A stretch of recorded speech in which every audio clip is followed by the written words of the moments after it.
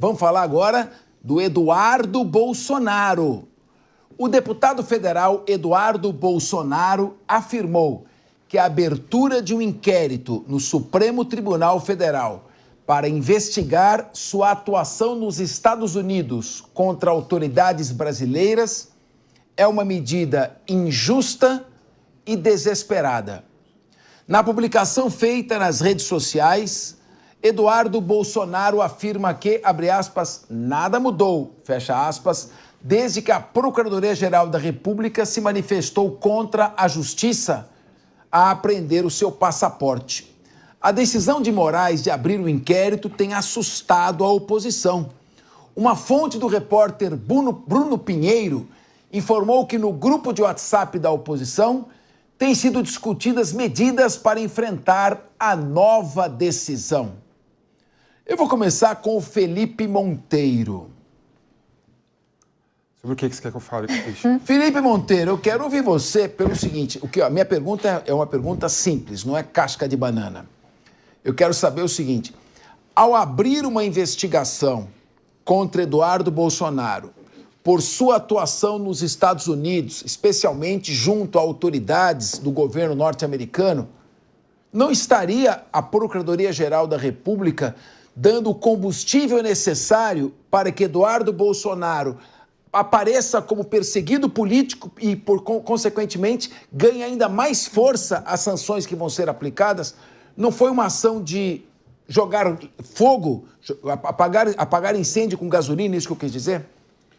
Acredito que sim, Capelo. Acredito que, infelizmente, a narrativa de parte da esquerda e do governo e da justiça, né, até porque o STF está preocupado com a possível eventual condenação do Alexandre de Moraes naquela lei Magnitsky, né, dos Estados Unidos, né, que possa abarcar, inclusive, membros do STF, esse medo, esse receio que o STF tem e colocar a culpa 100% no Eduardo Bolsonaro, na minha opinião, só reforça a narrativa de perseguição política. O Eduardo Bolsonaro está fazendo política, está indo para os Estados Unidos, está utilizando os fóruns públicos, né, dos Estados Unidos, está se articulando, né, com os políticos dos Estados Unidos e está colocando a sua posição em relação ao Brasil, não é?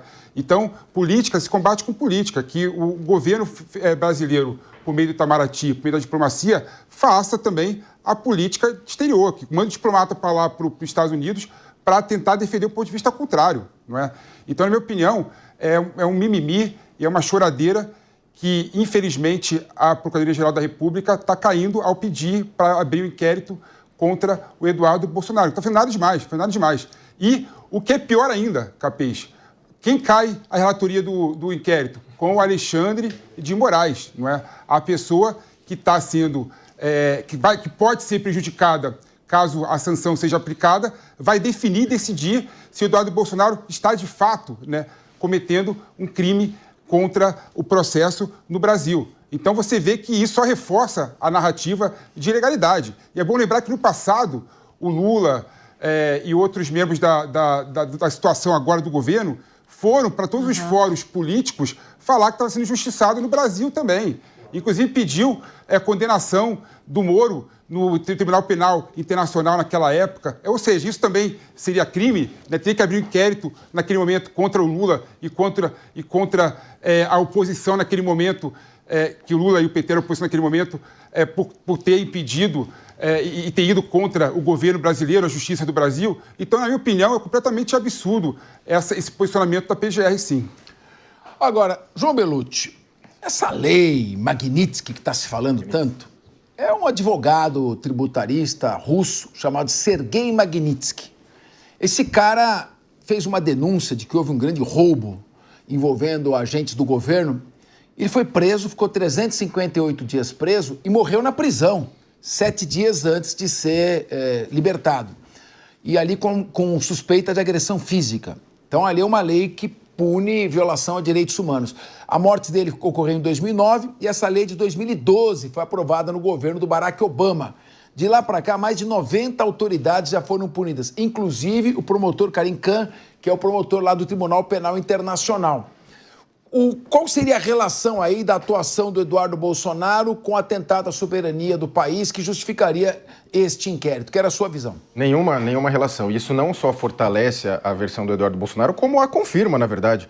A abertura de um inquérito para investigar um parlamentar que denuncia no exterior que está sendo vítima de arbitrariedades. Aí o Supremo Tribunal Federal e a PGR, para combatê-lo, abrem um inquérito para confirmar que ele realmente está sendo perseguido. Então, veja, eles confirmaram o que o Eduardo tem mencionado. Pode-se questionar a atuação do Eduardo, do Bolsonaro, enfim, mas uma coisa que existia antes no Brasil, espero que ainda exista, que é a legislação brasileira. É bastante emendada, cada hora muda, a interpretação é bastante elástica, né? Hora vai para cá, hora vai para lá, mas assim, ainda tem um ordenamento mínimo aqui. Então, na minha visão, isso foi confirmado. E como o Felipe Monteiro colocou, o PT já fez isso diversas vezes.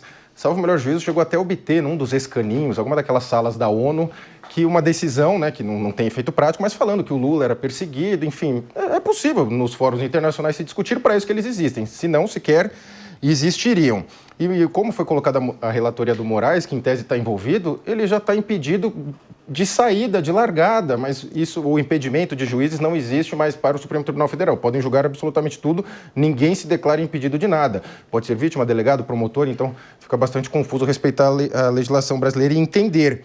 E para o jurista, né, padrão, né, que a gente, né, fez faculdade de Direito, enfim, estudamos a legislação, para defender toda essa situação, você tem que esquecer tudo que você aprendeu na faculdade para dizer o mínimo. Para dizer o mínimo, você tem que esquecer o que você aprendeu e falar, não, agora pode, porque é democracia, isso e aquilo. Não há atentado a alguma soberania, até porque se houver as punições, caso elas ocorram, será no âmbito dos Estados Unidos, não é no Brasil, não é na soberania brasileira.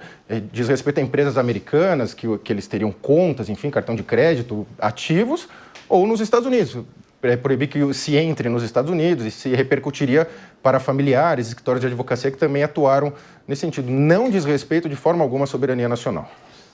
Priscila Silveira, você, como uma brilhante professora de direito, sabe que tem o princípio da inércia da jurisdição.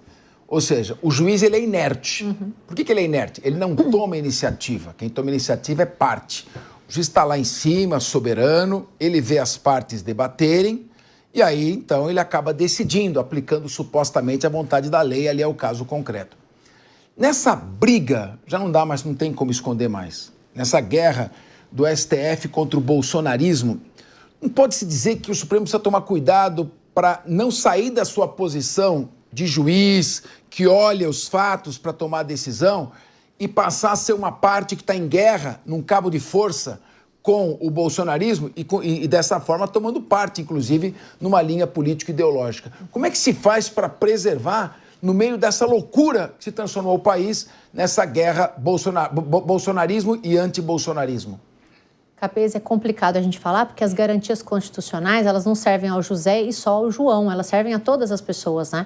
E a gente já falou muito aqui no programa com relação a questionamentos que se deparam com relação a impedimentos, né? Estarem aí envoltos ao que vai se exercer a judicatura, ou seja, o exercício, né, do julgamento. Porém, aqui tem um problema que esbarra na possibilidade, por mais que a gente tenha que nenhum processo pode iniciar, por exemplo, de ofício, né, que você citou aqui, pelo magistrado, como a titularidade dos crimes que se imputa, eventualmente aí ao Eduardo, são de titularidade do Estado, o juiz poderia pedir a instauração, né, do inquérito. PGR, né? Isso. Então, nesse ponto, nós não temos, né, eu acho que até é possível mesmo que ele faça isso e posteriormente julgue sem que haja uma violação da imparcialidade neste ponto. Agora, o que me chama atenção, né, é querer brecar um direito legítimo das pessoas reverterem eventuais decisões que são proferidas por qualquer tribunal e não exclusivamente ao STF, né? A apuração pedida aí diz respeito às falas tidas pelo Eduardo Bolsonaro, em especial nas redes sociais, né? Pedindo ou pleiteando sanções internacionais para os ministros. Eu não vejo isso de forma escondida, né? Ele não fez nada incitando, pelo menos até onde eu vi, tá? Eu não sei, eu não conheço os autos, mas o ministro pediu, né, a apuração e depois, posteriormente, ofereceu-se a denúncia, que é a petição inicial, né, para poder buscar a condenação dele, porque ele teria tido um tom intimidatório e teria tido motivação para retalhar embaraçar o andamento das investigações. Eu ali, em momento algum, eu não sei o que é tratado, né, entre as quatro paredes ali na busca dele nos Estados Unidos, mas eu não visualizei violência, eu não percebi, de alguma forma, um tom de grave ameaça, que inclusive são precisos, é necessário que tenha esse tom intimidatório comprovado para a gente falar numa coação no curso do processo, que é o que se imputa a ele, Capês. Então, não vi ali, eu entendo como legítimo, tá? Até então, não sei, eu não conheço os autos, não conheço as provas, um direito legítimo de tentar reverter decisões, como aqui bem colocou o PP, o Lula, salvo o melhor juízo, procurou a ONU para poder tentar reverter decisões que seriam ali, né, ilegais ou que ele não teria concordado, tendo em vista que o Supremo Tribunal Federal é o último poder para poder a gente exercer algum tipo de inconformismo a respeito das decisões. Agora, se ele foi lá pedir sanção internacional, ameaçando, né, tá falando, olha, nós vamos bater, nós vamos causar um alvoroço com relação a essa sanção, aí sim ele teria que eventualmente ser processado. Mas eu, Priscila, não foi o que visualizei. Eu não posso falar, ele fez a coação no curso do processo, ele está a favor da abolição do Estado Democrático de Direito. Eu acho que ali, até então, ele foi buscar um direito legítimo de reversão de uma decisão judicial, porque a gente não tem um duplo grau de jurisdição. O que é isso? Toda vez que uma pessoa é julgada, ela tem o direito de refazer, para falar bem, né, assim, simplório para a nossa audiência, não com juridiquês, como você bem coloca. Se eu estou inconformado com uma decisão, eu posso ir a outros, né, pessoas para poder desfazer essa decisão. Agora, as pessoas que são julgadas junto ao Supremo Tribunal Federal, elas não têm o exercício, né, dessa possibilidade. Aí tem que fazer como? Se valer de outros mecanismos, como é o caso aí, eventualmente, de sanção internacional, como foi, inclusive, gente, sem paixão, como fez também o atual governo. Então, eu vejo como um direito legítimo até então, Capês. Muito bem colocado pela doutora professora Priscila Silveira. Agora, o Rodolfo Marins, um negócio que eu não estou entendendo. Pois não, Capês. O Eduardo Bolsonaro está licenciado do seu mandato de deputado federal. Sim. Então, nesse momento, ele não está deputado federal. Pergunta, ele tem foro privilegiado? Ele é um qualquer do povo. Ok. Muito bem. Bom, se tem foro privilegiado ou não, aí caímos numa discussão jurídica. Não é esse o ponto que eu quero enfocar, mas você pode abordar isso também. Ok. Ele está como um qualquer do povo, um particular praticamente, um deputado licenciado. Um brasileiro num país estrangeiro. Uhum. Um brasileiro, país em desenvolvimento, nos Estados Unidos, país de primeiro mundo que domina todo o planeta. Perfeito. Quando o PGR atribui, o Procurador-Geral da República, atribui ao Eduardo Bolsonaro o poder de intimidar o Supremo Tribunal Federal e a Procuradoria-Geral da República, nesse momento ele não catapultou o Eduardo Bolsonaro a um status que talvez ele não tivesse, ou seja, Eduardo Bolsonaro passou a ter um poder enorme que talvez ele não tivesse. É o poder reconhecido pelas próprias autoridades que determinaram a investigação, que é um poder de intimidar, que é um poder de influenciar a Casa Branca. Não pode ser dar um efeito contrário, em vez de intimidar, fortalecer a posição do Eduardo Bolsonaro? Com certeza, Capês. Existe um ditado que fala assim, falem bem e falem mal, mas falem de mim. Por quê? Porque isso acaba fortalecendo. É a mesma coisa que você ter um hater, por exemplo, Capês. O hater é o seu principal fã, porque ele está todos os dias te hateando. Ele te assiste, ele te acompanha, ele sabe o que você faz, ele faz você crescer em audiência. É a mesma coisa que a Procuradoria-Geral da República está fazendo agora com o Eduardo Bolsonaro. Ele está lá, licenciado nos Estados Unidos, e está sendo colocado agora em evidência por conta de uma fala do Marco Rubio, deixamos claro isso, que é o secretário do Estado americano, que disse algo sobre o então ministro Alexandre de Moraes, que, entre aspas, aqui no que ele falou, né, tem grandes possibilidades, e aí a gente fecha aspas aqui na fala do Marco Rubio, e eles entendem que agora o Eduardo Bolsonaro, lá nos Estados Unidos, tem uma força muito maior de articulação com essas pessoas dos Estados Unidos para que haja uma punição severa ao ministro Alexandre de Moraes, o que, no meu entendimento, não faz sentido nenhum. Mas, quanto mais se fala do Eduardo Bolsonaro, mais ele vai crescendo e mais ele vai ficando em evidência. Um cidadão que agora está licenciado, buscando, ele fez até uma vaquinha, né? É vaquinha, Belucci, que ele fez, né? Salvo engano, fez alguma coisa em relação a isso nos Estados Unidos, recentemente, salvo engano, Ou seja, está vivendo a sua vida comum lá nos Estados Unidos e nós aqui no Brasil estamos noticiando ele por quê? Porque a PGR agora enquadra o STF para que haja agora uma discussão. E quais são os próximos passos disso? Vão ouvir agora as testemunhas, vai ter o próximo passo jurídico de que houve agora uma abertura de inquérito, né? Agora houve ou não houve um crime, ele está ou não está cometendo, ele está ou não está atrapalhando. Lembrando que são 3 o que está sendo imputado a ele: a coação no curso do processo, embaraço à investigação que envolva a organização criminosa e o mais famoso de todos, que é a abolição violenta do Estado Democrático de Direito. Por isso que talvez a justiça não fique inerte, por isso que precisa agora talvez dos juízes fazendo isso. Ou seja, está sim em evidência uma pessoa que está quieta lá nos Estados Unidos, fazendo as suas movimentações políticas. Mas, o Felipe Monteiro, eu quero que você, na esteira que falou o Rodolfo, a Priscila, a questão é a seguinte: o secretário de Defesa, Marco Rubio, foi senador pela Flórida, ele prestou um depoimento no Congresso americano e, respondendo a uma pergunta de um senador, disse que havia possibilidades, grandes possibilidades de ser aplicada a lei Magnitsky. Muito bem. No momento em que, logo após isso, abre-se um inquérito contra o Eduardo Bolsonaro, isso não vai exatamente ao encontro da narrativa dele? Vamos supor que seja uma narrativa, não vamos entrar no mérito. Ele vai dizer, eu sou um perseguido político. E eu estou aqui reclamando com vocês, estou sofrendo perseguição política. Por ele estar reclamando da perseguição política, ele agora recebe uma nova investigação. Isso não fortalece a narrativa de perseguição política? Então, eu estou dizendo o seguinte: a estratégia da PGR não está equivocada? Não, está equivocado total, Capês. Eu acho que não dá nem para a gente... eu não consigo entender, né, por que a PGR mobilizou o aparato estatal para provocar o STF na figura do Alexandre de Moraes, né, que é o relator dos inquéritos sobre atentados ao Estado Democrático de Direito, para abrir um inquérito contra o Eduardo Bolsonaro, né? Não tem nenhuma lógica, como coloquei aqui anteriormente, né? E outra coisa, intimidação, né? Se o Alexandre de Moraes for, por exemplo, sancionado nos Estados Unidos, isso não impede que ele continue julgando o processo no Brasil da forma que ele quiser julgar. Com certeza. Da forma que ele quiser julgar. Então, como assim intimidação? Ele pode continuar julgando da forma que ele quiser julgar. Então, não tem lógica esse pleito da PGR. Claro, né, assim, é bom deixar claro. Dito isso tudo aqui, né, até para as pessoas acharem que eu não sou a favor, né, de aplicar a lei Magnitsky no caso do Alexandre de Moraes. Eu acho que é uma bizarrice também, né?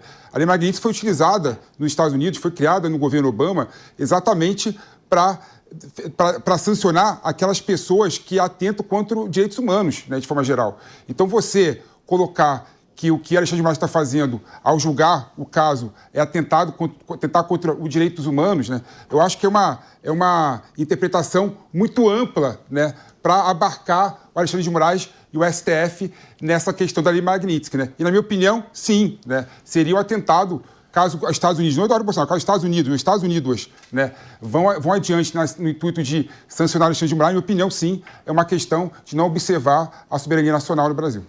Pois é, mas, o João Belucci, aqui, no momento, claro que o Felipe Monteiro tem liberdade de opinar, nós não estamos discutindo o cabimento da lei Magnitsky ou não. Nós estamos discutindo o licenciamento, a licenciatura do Eduardo Bolsonaro para ir até os Estados Unidos se declarar como perseguido político e dizer que aqui existe perseguição política. Não estou dizendo se tem perseguição ou não tem, não quero entrar nesse detalhe. O ponto de vista que eu estou levantando é o seguinte: esta ação agora não fortalece a narrativa dele de perseguição política? Sim. E nesse ponto, não há um equívoco nesta estratégia desse cabo de guerra entre Procuradoria-Geral da República e Eduardo Bolsonaro? Não só fortalece, como confirma, na verdade. O que a gente tem que observar é que o Departamento de Estado dos Estados Unidos, ele não vai pegar tweets do Eduardo Bolsonaro, do Jair, e falar, tem realmente decisões arbitrárias, eu vou atuar. Não, está fazendo um estudo bastante amplo, por isso que esse assunto já vem sendo tratado há meses, por isso que ainda não aconteceu nada, porque há todo um estudo sobre o tema e também o Brasil não é prioridade para os Estados Unidos, isso é importante dizer também. Fortalece a narrativa e, na minha visão, está correto, não é narrativa, é fato isso que está acontecendo com o Eduardo Bolsonaro. Espero que ele faça um aditamento, né, junte também esse novo inquérito nesse todo o cabedal de documentos para confirmar de vez que há uma perseguição, até por isso que ele está no exterior. É um direito dele estar lá, se licenciar sem remuneração, importante lembrar também. E quanto à relação da aplicação dessa lei americana, na questão dos direitos humanos, não só eu, como diversos, centenas, quiçá milhares de juristas defendem que houve e há abusos aos direitos humanos nesses casos. Você tem diversas pessoas presas, diversas dessas pessoas que tiveram a saída autorizada com tornozeleira, coisa que mal se aplica a traficantes, homicidas, enfim, essas pessoas tiveram seus direitos negados, audiência de custódia de batelada, enfim, é um cabedal de irregularidades que foi acontecendo que fere, sim, os direitos humanos dessas pessoas e que, na minha visão, são presos políticos hoje no Brasil. Subjetivo. Foi, Felipe? Sim, mas não, assim, a aplicação da Lei Magnitsky, na minha opinião, tem que ser algo assim gritante, algo que você vê que violou os direitos humanos, né? O caso da posição do Alexandre de Moraes do STF, tem pessoas que acham que foi correto e tem pessoas que acham que foi errado. Não é tão gritante você falar assim, poxa, está tendo violação de direitos humanos aí. Então não dá para aplicar a Lei Magnitsky no caso da decisão do STF e, na minha opinião, se aplicar, está sim violando a soberania nacional. Muito bem. Essas são, por isso que aqui é linha de frente, a posições divergentes. Agora, Priscila Silveira, o deputado licenciado, como é o caso do Eduardo Bolsonaro, ele não perde o mandato, ele está só licenciado. Como foro privilegiado diz respeito ao mandato e não ao exercício, ao seu exercício, enquanto o mandato não foi interrompido, ele conserva o direito ao foro privilegiado. E ao conservar o direito ao foro privilegiado, ele conserva as outras garantias constitucionais. Só pode ser preso em flagrante delito, por crime inafiançável, e caso ele venha a ser denunciado e a denúncia recebida, a Câmara dos Deputados pode suspender a tramitação do processo. Você vê aí um caminho em que pode haver um novo choque entre Câmara dos Deputados e Supremo Tribunal Federal? Claro, sim, vejo. A gente tem acompanhado esse embate entre o poder, né, legislativo aí, e o judiciário, Capês, uma queda de braços. O problema aqui, sabe, que a gente precisa falar para a nossa audiência é que enquanto a gente permite que ilegalidades aconteçam, seja do lado A ou do lado B, a gente permite que ela aconteça desde que não esteja com proximidade conosco. Então, eu acho que a ilegalidade, se é que ela existe, né, ela deve ser de fato combatida. Agora, ele tem prerrogativa de função e acho, Capês, que ele está em pleno exercício do seu direito de ter aí a sua licença. Então, quanto à licença, não há que se questionar, né? Ele está, inclusive, com licença não remunerada. O Rodolfo perguntou aqui sobre a vaquinha. Quem fez a vaquinha foi o pai dele, porque ele que estaria ali, né, encampando as valorações para que ele se mantenha lá, porque não tem dinheiro, né? Ele não tem dinheiro, então ele teria... o Bolsonaro pediu essa vaquinha que o dinheiro dele estaria acabando. Agora, a prerrogativa de foro, Capês, cada hora o STF também muda, né? Então, atualmente... Então, como a gente vai falar aqui? Nós vamos falar assim, atualmente, né? A gente tem... O PP vai me interromper ali, mas eu já te dou a palavra, viu, PP? Só para dizer... Você percebeu que ele interrompe todo mundo e quando interrompe ele fica nervoso? Não, pode terminar, Priscila. Sim, só para dizer que, né, como é prerrogativa de foro, atualmente essa diretriz que você colocou, Capês, é importante também a gente dizer que ele não pode renunciar à prerrogativa de foro, né? É um direito constitucionalmente dado nesse caso, e o STF faz a interpretação que recentemente, né, sofreu uma diferença daquilo que anteriormente ele tinha. Então, ele vai ter esse problema agora. Eu não posso afirmar, como vocês aqui colocaram, que é uma perseguição, né? Então, isso aí eu já não posso afirmar. Ele está sendo perseguido. Mas a gente vê... todo momento, tudo que é falado por essas pessoas da família Bolsonaro tendem a ter uma direta e imediata, né, busca numa instauração do inquérito. Então, ele não pode escrever nada que daí já pede para apurar, já sente tom intimidatório. E aí a gente breca, e eu fico muito preocupada quando breca outros direitos, que é, por exemplo, a liberdade de expressão. Então, nunca ninguém vai poder ser, de alguma forma, falar, a gente não vai poder questionar nunca o trabalho de determinado órgão. Então, fica aqui uma reflexão para a gente fazer, que eu acho que é importante. Não estou dizendo que a gente tem que atentar contra nada, porque a gente vive num Estado democrático de direito. Mas se a gente proibir de falar e de fazer uma crítica a determinadas pessoas, então a gente está diante de uma propensa ida para a censura, Capês. O PP, você quer falar, por favor? Brevemente, assim, o processo contra o Estado Democrático de Direito está com o Alexandre de Moraes, está no STF. Sim. Então, mesmo que o Eduardo Bolsonaro não tivesse... Sim. Prerrogativa de foro privilegiado, o inquérito ia cair exatamente no STF. Sim, por conexão. Então, ou seja, não é porque essa discussão de que ele está licenciado e tiraria a competência do STF, mas uma discussão que não cabe nesse caso específico aí. Sim, mas é só para complementar, eu não falei em sentido contrário, né? Como tem os crimes conexos, a eles conexos, então, nem só por conexão, mas como ele já fala, ele já se manifestou, ele teria que se manifestar por prevenção, né? Então, o termo correto é por prevenção. Quando ele já analisa inicialmente, ele acaba por analisar todos aqueles fatos que estejam correlatos ao inicialmente colocado. Certo. E o que tem errado nisso? Vamos seguir. Agora, João Bellucci, eu queria ouvir o João Bellucci o seguinte ponto.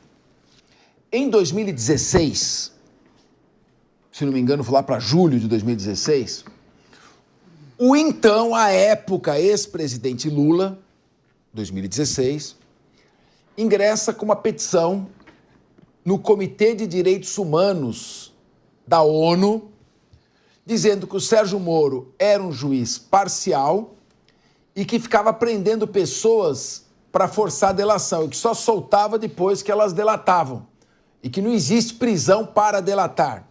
Ou seja, que ele coagia como juiz testemunhas ou investigados a delatarem e que estava perseguindo o presidente Lula e que não tinha imparcialidade para este julgamento. Esta ação não foi vista à época como uma intimidação ao Poder Judiciário. Não poderia aqui a defesa do Eduardo Bolsonaro alegar isso como jurisprudência? Dizer, por que lá não se entendeu como um direito legítimo de buscar um protesto por violação de direitos humanos na visão de quem está sofrendo, ou que acha que está sofrendo? Por que fazer agora uma visão diferente do que foi feito naquele momento? Tá bastante correta a colocação, que apesar de que a defesa vai usar isso nesse sentido, de que houve, não foi só o Lula, diversos grupos ligados à esquerda, que há essa grande articulação da esquerda mundial. Então, lá na ONU, que é dominada por essa mentalidade, ele obteve lá em algum departamento da ONU até uma decisão. Ele chegou a obter o Lula, se não me engano, na época, falando que ele realmente tinha traços de uma perseguição política. Como a gente já falou diversas vezes ao longo de anos, a Lava Jato teve bastante equívocos, teve vários equívocos que não se justificaria anular o todo da operação, soltar todo mundo, devolver as multas, isso jamais. Mas assim, que houve equívocos, houve, e com a força desses grandes juristas à época que apontavam cada vírgula de legalidade e que hoje corroboram as ilegalidades, a Lava Jato acabou sendo inteiramente derrubada. Então, fortalece-se o Eduardo Bolsonaro, fortalece-se o Jair Bolsonaro também, que lembrando que o Jair Bolsonaro se encontra inelegível, porque se reuniu muito perigosamente com os embaixadores, assim, talvez tenha sido o ato mais perigoso da história do Brasil, que tornou o último presidente inelegível por uma decisão da Justiça Eleitoral, que também é uma outra coisa a brasileira, né? Uma justiça eleitoral que se intromete em tudo, até em Polícia Federal, se intromete se é candidato ou não, que era só para dar instruções gerais sobre a eleição, não ficar palpitando e decidindo sobre tudo. Agora, vamos ver qual vai ser o cenário, porque assim, a PGR fez tudo o que o Eduardo queria, na verdade. Abriu um inquérito, ele vai pegar esse inquérito, os advogados dele vão juntar naquele monte de informações que apresentou lá para o Departamento de Estado americano e falar, tem mais ainda, sabe tudo aquilo que você já achou absurdo? Agora tem mais, eles confirmaram, que deram um carimbo, realmente eu estou sendo perseguido. Priscila Silveira, agora vamos imaginar o leigo, tá? No meio de toda essa confusão, o cara que não é formado em direito. Vamos pensar lá, o tiozinho da zona rural que foi roubado lá pelo INSS, o tiozinho tá lá pensando, ô diacho, não tô entendendo uma coisa, o Lula era ex-presidente e quem julgou lá foi um juiz de primeira instância. Depois foi lá para o Tribunal Regional Federal, depois foi para o STJ, ele ainda pôde ir para o Supremo Tribunal Federal. Agora o Bolsonaro também é ex-presidente, já vai ser julgado direto lá no Supremo. Estou entendendo mais nada desse Brasil. Como é que funciona essa mudança de jurisprudência? Dá uma aula para nós, mas, por favor, como leiga, por favor, para o pessoal entender. Por que uma hora o ex-presidente é no Supremo, outra hora não é, que depois fica uma confusão, né? Você me colocou num problema aqui, hein, Cabeça? Porque... mudou a jurisprudência, né? Sim, isso, eu só... Uma coisa com a outra. Vou explicar... Não é que não tem nada a ver uma coisa com a outra. Estou trazendo um outro tema, que é a perplexidade que fica, porque o ex-presidente Lula pôde recorrer à ONU alegando violação aos seus direitos humanos. O Eduardo Bolsonaro está fazendo isso, na visão dele. Não vou entrar aqui no mérito. E, naquele momento, a violação dos direitos humanos de um ex-presidente era feita por um juiz de primeiro grau. E agora ele alega que seja perante o Supremo Tribunal Federal. Então, claro que na percepção de quem não é do ramo jurídico, Fala, como é que funciona isso, negócio de direito? E ela estamos com uma professora aqui. Ai, meu Deus, sim, que a gente não consegue explicar, né? Vou falar brevemente. Então, a gente tinha um entendimento anterior do Supremo Tribunal Federal que determinadas pessoas que exercem determinadas funções, quando elas praticavam o crime, deixavam as funções, capês, né, para a nossa audiência entender, com elas voltavam, ou seja, elas perdiam esse direito ao foro privilegiado. Então, um exemplo, cometeu durante o exercício do mandato, né, acabou o mandato, perderia essa prerrogativa de função. Aí o STF...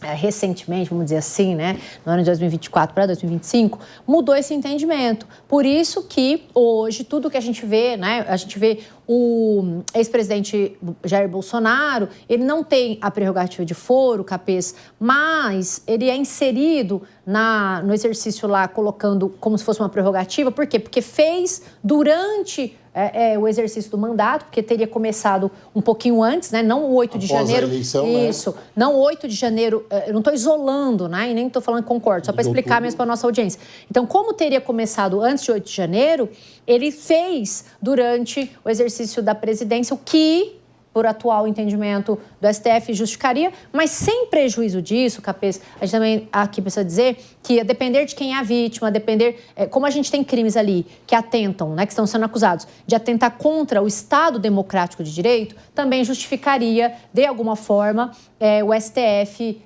exercendo ali a judicatura. Então, não só, mas também. Então, a gente tem duas situações. Uma com relação aos crimes que seriam imputados, né, que seria crime contra a segurança nacional. Então, ali onde foi praticado e como foi, quem teve o prejuízo, o STF poderia, de alguma forma, julgar. E essa outra coisa que você colocou, que seria a prerrogativa de função, que aí essa sim mudou e vai mudando com o tempo no Supremo Tribunal Federal. Agora eu quero ouvir o Felipe Monteiro, porque o Felipe, vou te ouvir, eu quero justamente estou chamando, estou dando a palavra a você, que você protestou, eu estou interessado em te ouvir. Protestou. O que eu queria que você explicasse, Felipe, é o seguinte, o que eu falei, quando veio, desde 1964, havia um entendimento de que o foro privilegiado é para quem tem o cargo, e após o término do cargo, ele continua com foro privilegiado. Quando chegou 1999, o Supremo mudou o entendimento, que era a súmula 394, e disse, não. Foro privilegiado é só durante o cargo. Depois que a pessoa se tornou ex-presidente, alguma coisa, ela não tem mais foro privilegiado. E assim foi. Em 2018, o Supremo ainda manteve, exatamente isso. Ex não tem foro privilegiado e ainda é só para crimes cometidos durante o mandato em razão do mandato. Limitou ainda mais o foro privilegiado. De repente, agora, abriram o foro privilegiado de novo, de maneira a alcançar até o ex-presidente Jair Bolsonaro. E aí eu perguntei, essas mudanças para você de entendimento são normais, naturais, dentro da jurisprudência? Não são normais, né? O STF, em relação ao foro privilegiado, tem mudado o entendimento dele durante várias vezes em curto espaço de tempo. Mudou. Mas esse fato específico, capês, é diferente do foro privilegiado. Vou destacar isso aí, né? Existe o princípio do direito chamado contempt of the court, né, que diz respeito da corte. Sempre que uma corte constitucional ela é desrespeitada, cabe a ela ter condições de se defender. E o regimento do STF está lá claramente dizendo o seguinte, que todos os atos que acontecem dentro do Supremo Tribunal Federal é julgado e processado no Supremo Tribunal Federal, né? Por isso que não só o ex-presidente Bolsonaro está sendo julgado no STF, como todos os manifestantes do 8 de janeiro foram julgados, né, também no STF, foram processados no STF, exatamente por conta desse princípio constitucional do direito, né, dizendo que a Corte Constitucional tem o direito de se proteger, de se resguardar. Então, por isso que todo o inquérito relacionado com os processos em relação a atentados do Estado Democrático de Direito partem do STF, não é? Então, nesse caso específico, no meu modo de ver, não tem absolutamente nada a ver com o foro privilegiado. Por isso que tem vários cidadãos comuns que têm sido processados no STF com decisão final do STF. Muito bem. Meu querido João Belutti, o que você entende aí, o leigo, vendo toda essa discussão parafernália, falou a Priscila Silveira, fala agora o Felipe Monteiro, não deveria, isso não cria uma insegurança jurídica muito grande, uma atmosfera de insegurança que, de certa forma, atenta contra os direitos constitucionais do cidadão? Perfeito. A insegurança jurídica é o norte do Brasil, né? Cada hora as decisões vão sendo voláteis, uma hora para cá, hora para lá, como a professora Priscila colocou, o entendimento do foro privilegiado foi alterado e por uma gigantesca, enorme coincidência passou a abranger o Jair Bolsonaro. Então, a política sempre interfere no judiciário, isso é inevitável. Agora, me permita discordar aqui do Felipe Monteiro, a questão das cortes constitucionais se defenderem, ok, está lá, mas o se defender, na minha visão, seria aciona a PGR ou remete os autos para a polícia, seja lá o que for, não avocar para si tudo, lavrar inquéritos, não faz sentido ter inquérito em tribunal. Disse lá no regimento do Supremo que se o crime ocorreu nas dependências do Supremo, enfim, aí cria-se uma interpretação elástica. O crime ocorreu na internet, então o foro, o espaço físico poderia ser aqui o Supremo. Então vai se criando toda uma grande celeuma que depois pode ser tudo anulado e a tendência é, inclusive, que seja, até porque aquelas pessoas não tinham como tentar dar um golpe de Estado. Não havia nenhuma possibilidade disso acontecer, até porque seria o inédito golpe de Estado, né, sem armas, e o mais mal planejado de todos os tempos, né, porque as pessoas, os núcleos mal se entendiam, eles estariam suscitando um golpe há alguns anos, há 2, 3 anos, enfim, e que corroborou no 8 de janeiro, quando o novo presidente já tinha tomado posse, já tinha nomeado grande parte, todos ali, praticamente das Forças Armadas, e eram de sua confiança. Então, assim, a tese não faz sentido, mas como ela foi levada ao extremo e foi encampada por diversos setores, agora precisa abraçar e ir até o final para não admitir. Então, que se volte a discutir a anistia, que é outro tema que já ficou totalmente esfriado, cabeça. Agora, o Rodolfo Maris, como é que vai agora para o governo brasileiro, o Poder Executivo e o Itamaraty estão tentando se mobilizar também contra essa estratégia do Eduardo Bolsonaro, que a PGR define como tentativa de intimidação. Será que há o risco de um embate entre o governo brasileiro e o governo norte-americano? Porque eu já ouvi e vi declarações do presidente Lula não tão ácidas, mas críticas, fortemente críticas e dirigidas diretamente ao presidente Donald Trump. E vi observações do Donald Trump, a meu ver, extremamente duras contra o presidente Lula. Declarações que eu nunca tinha visto um líder americano, por exemplo, falar sobre um presidente brasileiro, nem nos momentos de maior tensão. Já vi contra Nicarágua, El Salvador, já vi contra a Venezuela, mas nunca tinha visto ainda contra o Brasil. Há o risco de um embate institucional forte entre os dois governos? Depende, Capês. Depende dos próximos capítulos. Se a PGR, o STF levar isso adiante, pode esquentar e pode ser que sim. Mas, tendo em vista toda a história diplomática dos dois países, eu estou inclinado a acreditar que não. Até porque talvez isso nem ganhe forças, Capês.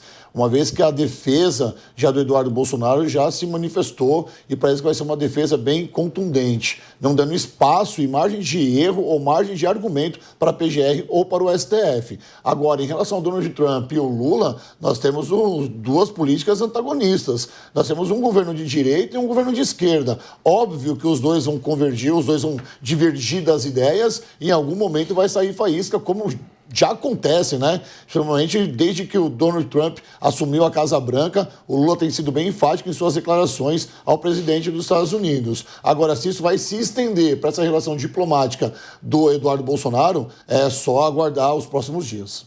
Ô Felipe Monteiro, o que eu quero ouvir de você é o seguinte: vamos levantar uma hipótese. O secretário de Estado, Marco Rubio, disse que há a possibilidade de autoridades brasileiras serem sancionadas com a lei Magnitsky. O Itamaraty, vamos tirar o judiciário, vamos falar de governo para governo. O governo federal e o Itamaraty já disseram que isso vai ser visto como um atentado à soberania do país.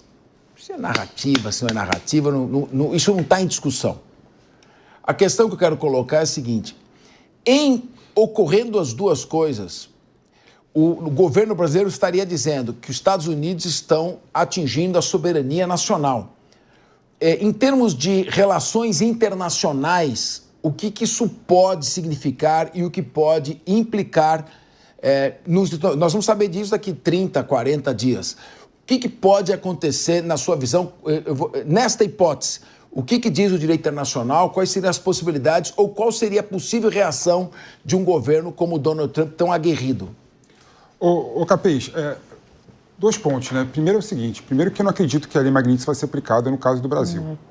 E se for aplicado, não vai ser o Donald Trump que vai decidir, bater no peito e de forma unilateral resolver aplicar a lei Magnitsky. Não, tem todo um processo internamente que vai correr esse processo.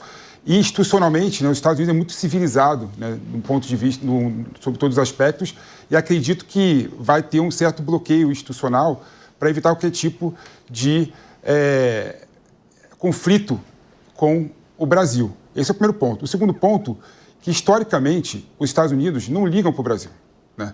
Os Estados Unidos não ligam para a América Latina. Os Estados Unidos está preocupado com a China, está preocupado com a Rússia e com o Oriente Médio, né? A América Latina, a África, os Estados Unidos está pouco se lixando, né? Não está nem pouco preocupado. Então, essa agenda não está no governo americano. Então, é uma narrativa da direita que fica esperando que o Trump, o governo dos Estados Unidos, vão aplicar a lei Magnitsky. Estão esperando, não. Isso aí não é nem pauta lá dentro. Eles estão um pouco se lixando, entendeu? O Brasil, infelizmente, tem que se colocar como um país grande para poder, de fato, conseguir negociar de igual para igual com esses países. Mas o país tem que se desenvolver, né? Não adianta ficar atrasado como está. Agora, ô João Belucci, essa questão que os Estados Unidos não se incomoda com o Brasil, vamos colocar dentro de um contexto. Se incomodou em 1964, quando a Operação Brother Sun deslocou uma parte da frota marinha americana para tentar até fazer intervenção aqui para apoiar o golpe de 64. E agora, qual o maior adversário que existe dos Estados Unidos? É a China. E a China está entrando na América Latina como se fosse o seu quintal. Então, não sei se os Estados Unidos está pouco se lixando assim porque acontece aqui no Brasil. E devemos considerar também essa amizade que tem a família Bolsonaro com Donald Trump. Como é que você vê se existe possibilidade de algum desdobramento diplomático entre governo federal e governo norte-americano? Pode ser que ocorra, imagino que já estejam tendo algumas conversas nesse sentido de diplomatas de ambos os lados, até para chegar numa pacificação do tema. É evidente que muito se fala de governos, enfim, mas quem faz os negócios são as empresas. As empresas vão continuar negociando entre si, independente do que os governos falem, vão continuar exportando, importando, independentemente dessa questão da lei ou de sanções às autoridades brasileiras. A maior preocupação dos Estados Unidos realmente é um tema secundário para o governo americano, sempre foi América Latina, África, enfim, mas como você bem colocou, a preocupação é da influência chinesa, que hoje me parece ser maior que a influência americana, especialmente em termos financeiros. A China vem financiando diversas obras, programas na América Latina. Em vários países aqui da América Latina já financiou a instalação daquelas câmeras de reconhecimento facial que futuramente, provavelmente, podem vir a ser usadas para aquele crédito social que se opera na China. Enfim, é possível que isso é toda uma construção, nenhum autoritarismo se apresenta inicialmente dessa forma, mas há toda essa construção. A preocupação dos Estados Unidos é nesse sentido, mais evitar essa influência chinesa do que necessariamente atuar aqui. Agora, há essa proximidade. A família Bolsonaro, Donald Trump, foi sendo construída. Ao contrário da esquerda, que é mais organizada mundialmente, a direita era desarticulada e hoje há uma mínima articulação. Não dá nem para se dizer que ela é articulada, se encontra eventualmente, tem alguns fóruns, né, para debater, o CEPAC, enfim, mas nada de uma articulação de um conteúdo programático. A direita mundial pensa isso. Isso não existe. Tanto que o normal dos parlamentares de direita é serem eleitos com votos da direita e, ao entrarem no Congresso, atuarem 100% com as pautas da esquerda. Então, não sei como vai acontecer, mas, assim, há um temor evidente nas autoridades brasileiras de uma sanção. Isso é evidente até porque todos eles gostam de ir para a Disney, ter bens no exterior, e se isso acontecer, vai ficar muito feio para o Brasil. E essa notícia já está repercutindo no mundo, que isso pode acontecer. Então, só a mera possibilidade já é muito ruim para o Brasil, que era conhecido como uma democracia, mas hoje vem sendo pauta mundialmente para falar de censura e punição a juízes. Então, assim, o Brasil também tem arranhado a sua imagem. Priscila Silveira, o Brasil está trombando com os Estados Unidos desde o início deste governo, quando ele aceitou que navios de guerra do Irã ancorassem aqui em portos do Rio de Janeiro. E isso já foi visto. Só que naquela época era o governo do Joe Biden, que é a esquerda americana e que estava prestigiando, fazendo de tudo para fechar os olhos ao governo federal, mesmo quando o presidente Lula apoiava abertamente a Rússia na guerra contra a Ucrânia. E, claro, não digo que ele chegou a condenar o Hamas, mas se colocou muito contra a reação de Israel durante a guerra em Gaza, agora, recente. Só que agora o Donald Trump enxerga o presidente Lula como um aliado do Joe Biden e, portanto, um adversário direto seu. Será que isso pode alimentar ainda mais, na hipótese de vir a ser aplicada a lei Magnitsky a autoridades brasileiras? Isso pode levar a um enfrentamento como jamais houve entre governo brasileiro e governo dos Estados Unidos no ponto de vista diplomático? Capês, não se nega que eles têm embates políticos e eles são contrários, e aqui vice-versa. Tanto Trump é um aliado do Jair Bolsonaro, como também ali a gente vê uma maior proximidade com o governo Lula, com o Joe Biden. Agora, eu penso assim, essa lei ela pode ser aplicada com sanção unilateral pelo Executivo dos Estados Unidos, desde que tenhamos relatórios com violações de direitos humanos, que seria ali uma das hipóteses, né?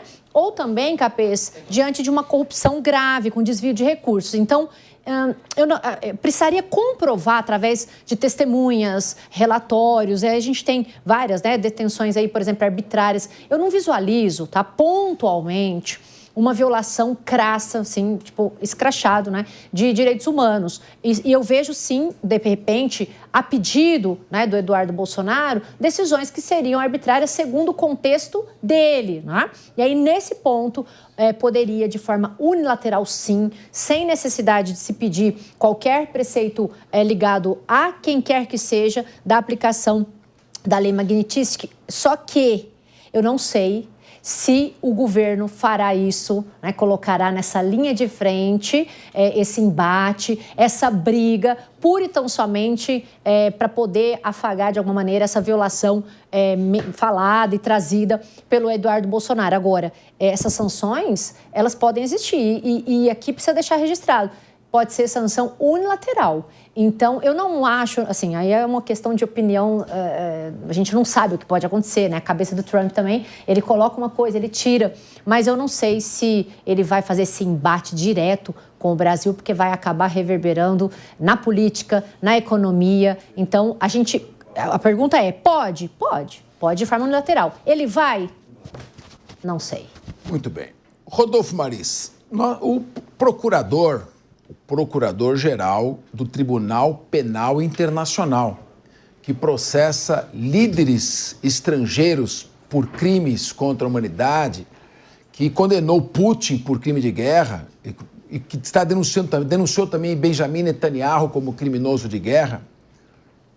Segundo dizem, a ordem não foi tornada pública, mas Donald Trump já emitiu uma ordem unilateral para que ele seja punido economicamente com base na lei Magnitsky. Se trata de um procurador internacional, de um órgão da ONU, um cidadão britânico, cujo cargo é a defesa dos direitos humanos e que processou Benjamin Netanyahu por crimes de guerra, que muita gente diz que houve um genocídio em Gaza. Não estou dizendo se houve ou não houve, estou falando da possibilidade de punição.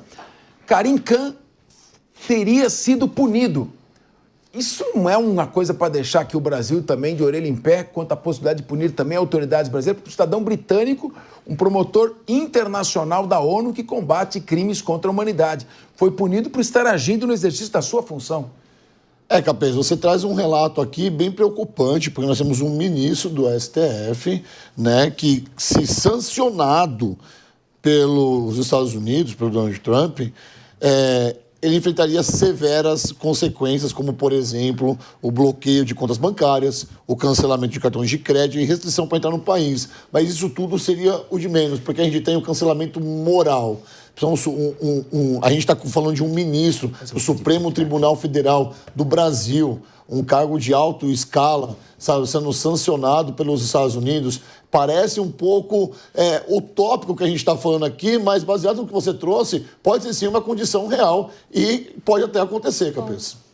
Pois é, pode até acontecer, pode não acontecer. O problema é que nós já estamos encerrando o programa porque o tempo estourou. Então eu quero agradecer aqui a participação do Felipe Monteiro, do Rodolfo Maris, da Priscila Silveira, do João Belucci. E agora vocês sigam com o 3 em 1. Evandro Sino, você já está aí, Evandro? Opa, estamos firme e forte Evandro, aqui. Tem um recado do PP para você aqui. Diga. Ele está dizendo que ele está com saudade de amassar o Segre e o Alan Gani aí. Mas nós não vamos liberar o passe dele não, viu? Bom programa para vocês. Se ele estiver dando muito trabalho para vocês aí, manda para cá. Manda para o lado de cá, que a equipe está esperando ele por aqui. Um abraço, Pepe, e a todos aí do Linha de Frente.